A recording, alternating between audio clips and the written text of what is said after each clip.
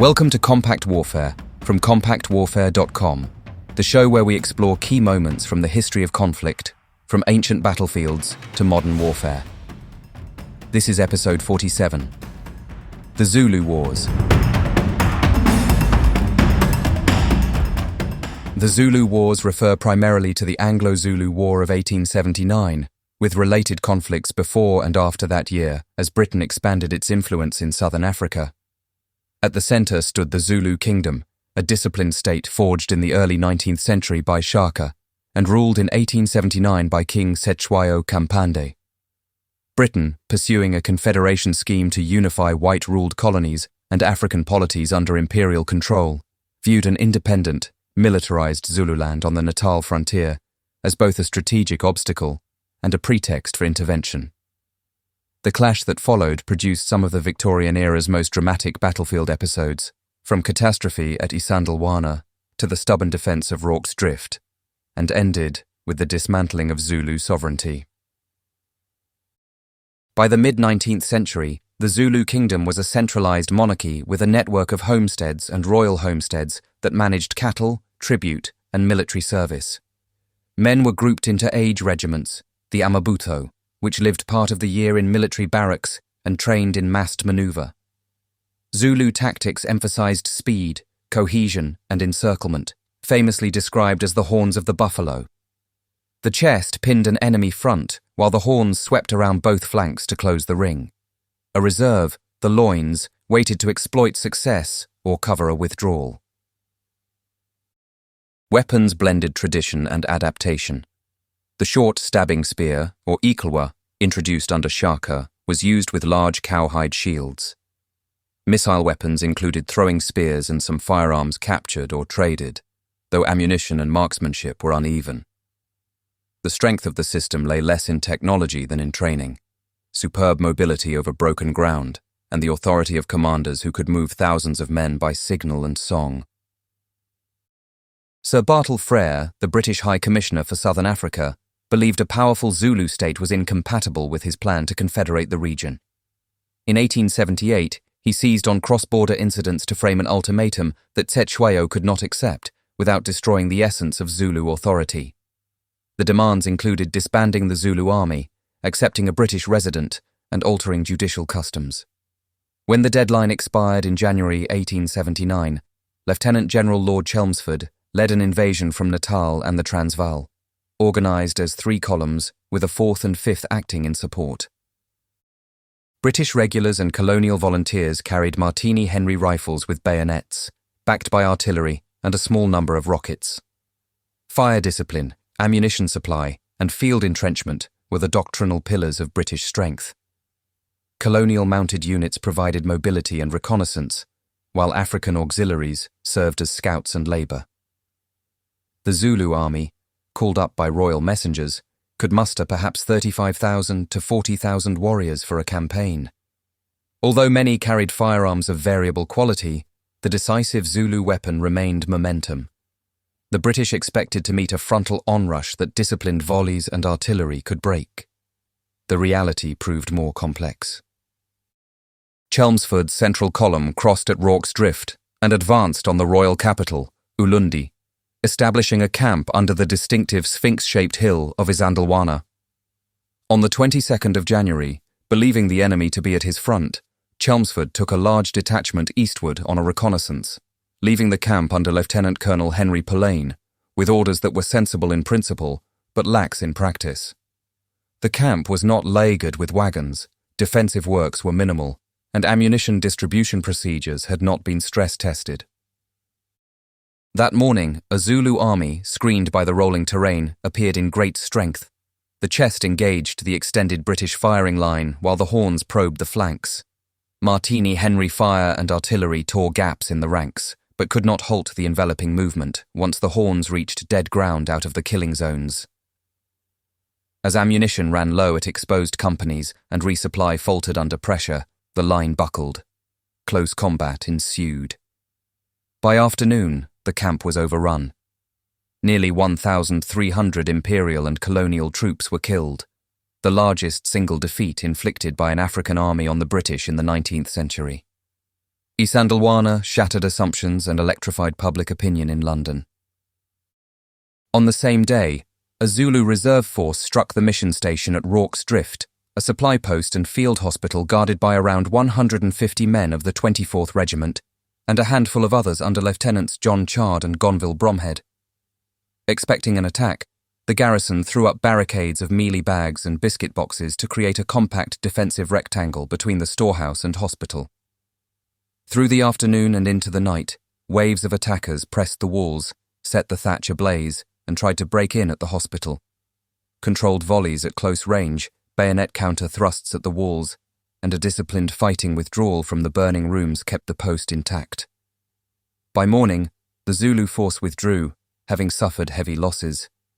The defence became a symbol of steadiness under pressure, though it did not erase the strategic shock of Isandlwana. In the days that followed, British positions were hurriedly fortified. Chelmsford paused to regroup, bring up reinforcements, and revise procedures. Fortified lagers, tighter marching squares, and improved ammunition distribution became standard. To the north in the Transvaal sector, fighting seesawed. At Ntombe Drift in March, a British detachment was surprised and largely destroyed while scattered along a river crossing.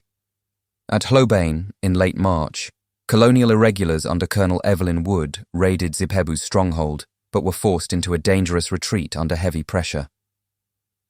The very next day at Kambula, Wood drew the pursuing Zulu army onto a prepared defensive position. Artillery, rifle pits, and a controlled counterattack broke the assault, inflicting severe casualties.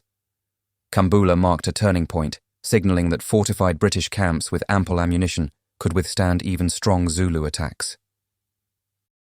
On the coastal axis, Colonel Charles Pearson's column had advanced to a show early in the campaign and found itself cut off after Isandlwana. A relief force under Lord Chelmsford moved from the coast in March. At Gingindlovu on the 2nd of April, Zulu forces tried to overwhelm the British laager. The attackers reached within close range, but were stopped by concentrated rifle fire and shell bursts. The relief column pushed through, and Eshowe was evacuated shortly after. These operations reflected a new British caution, combined with overwhelming firepower brought to bear from strong positions. Reinforcements from Britain, including cavalry and additional infantry battalions, arrived in May and June. With confidence restored and procedures tightened, Chelmsford launched a second advance on Ulundi in late June. On the 4th of July, 1879, the British formed a large hollow square of infantry with artillery at the corners and cavalry ready to exploit success. The Zulu army attacked with characteristic bravery. At close range, the square delivered crushing volleys and shell fire. After repeated assaults were repulsed, the square advanced and the cavalry rode out to scatter the survivors. Ulundi was occupied and the royal homestead burned. Cetshwayo fled but was captured weeks later. The war was over in a formal sense, though peace proved brittle. Britain did not annex Zululand outright in 1879. Instead, officials dismantled central authority by dividing the kingdom into 13 chiefdoms under appointed leaders and long-standing rivals. The arrangement sowed discord, especially between royalists and the powerful chief Ziphebu Kamafitha, whom British authorities favoured. In 1882, Cetshwayo was brought to London, then returned to Zululand as a concession to growing unease about the chaos. Civil war followed in 1883 as Ziphebu, supported by white mercenaries in some actions, defeated royalist forces at Ondini. Cetshwayo died in early 1884, likely from wounds exacerbated by illness, and his son Dinuzulu took up the royalist claim. Dinuzulu enlisted Boer support to challenge Ziphebu, promising land in return. Victory at Chaneni in 1884 reshaped the balance, but the price was steep. Boer allies claimed large tracts in the north, declared the short-lived new republic, and sought recognition. British alarm at a Boer foothold on the coast prompted a new intervention. By 1887, Zululand was annexed as a British territory. In 1888, Dinuzulu was accused of rebellion and exiled to St. Helena. The long arc from Shaka's centralization to annexation had closed.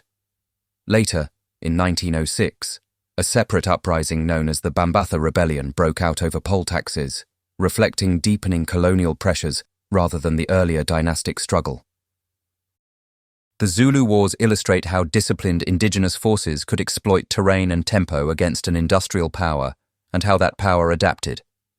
At Isandlwana, Zulu scouts used folds in the ground to mask a massed approach. Once the horns engaged and ammunition resupply faltered, British companies became isolated, where the Ikelwa and Shield were decisive.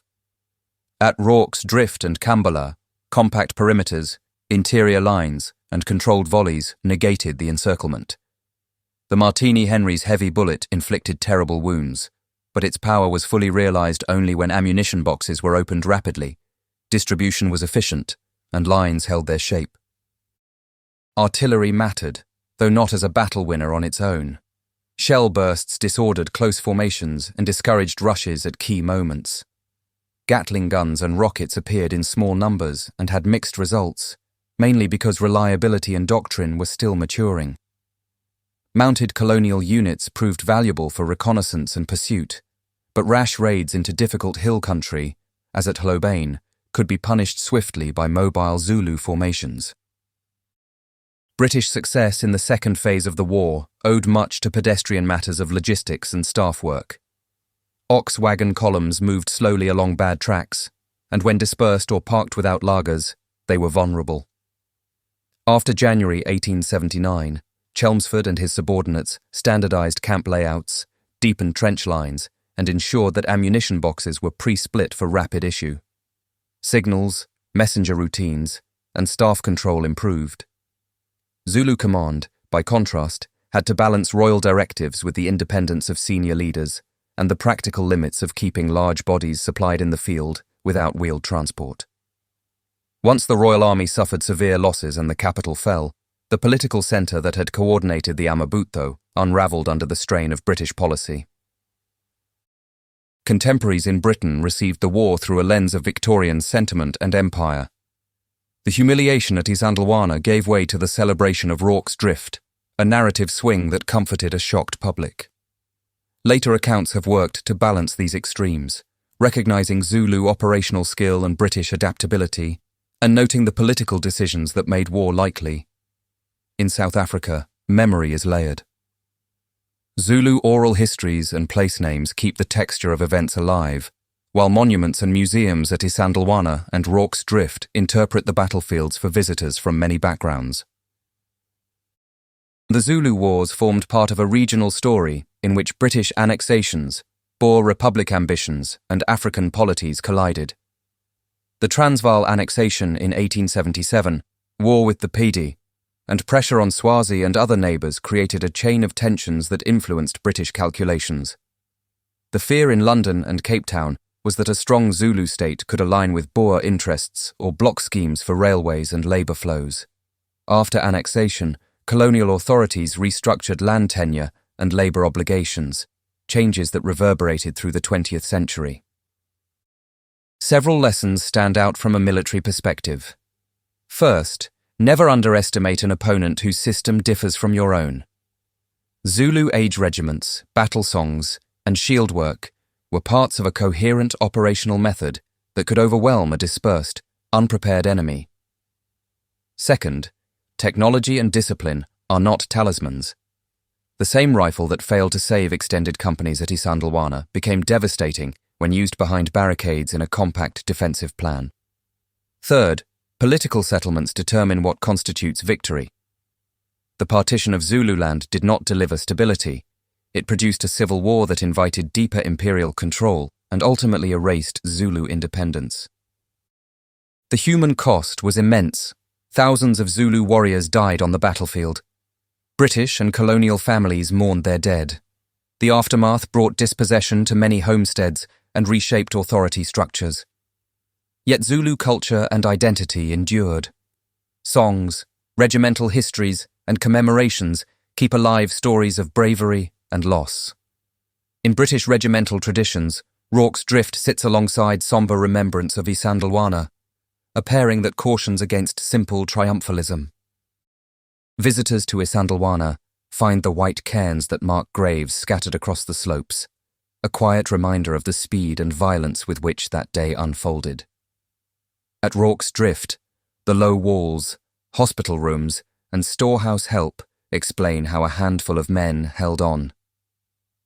Museums provide artifacts, maps, and testimony. Guides from local communities add layers of experience and context that maps alone cannot convey. The landscapes are modest in scale, which is precisely why they teach so clearly how a ridgeline, a donga, or a patch of dead ground can decide an afternoon. The Zulu Wars were shaped as much by political ambition as by battlefield performance. A confident empire sought to reshape a region, and a disciplined African kingdom defended its sovereignty with remarkable skill. The early campaign exposed British complacency and rewarded Zulu speed and cohesion. The latter campaign demonstrated how procedure, logistics, and firepower could reverse fortunes. The settlement that followed broke the kingdom into pieces, igniting civil war and ending independence. What remains is a set of lessons about respect for an adversary, the primacy of preparation, and the consequences of imposing political change by force. From Isandlwana's scattered cairns to the rebuilt barricades at Rorke's Drift, the ground still speaks to anyone willing to listen closely to what happened there and why. I hope you enjoyed that episode of Compact Warfare from compactwarfare.com. If you did, please leave a review wherever you get your podcasts. And while you're there, don't forget to subscribe so you don't miss any future episodes. Thanks for listening, and I'll see you next time.